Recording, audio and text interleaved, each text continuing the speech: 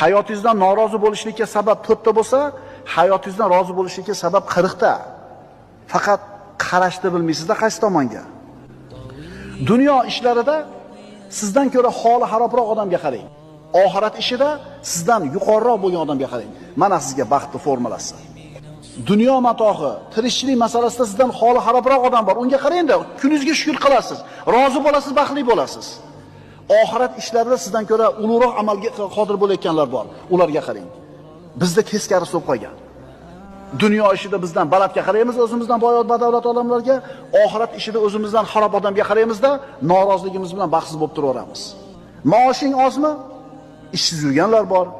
Uying tormi? Uysiz yurgan, ko'chada qolganlar bor. Bitta oyog'ing sindimi? Ikkala oyog'i ishlamayotganlar bor. Arabada o'tirasan yura olmasdan, komada yotganlar bor. Qaraginda, dunyoda sendan ko'ra holi xarobroq bo'lgan, dunyo matohida holi xarob bo'lganlar bor.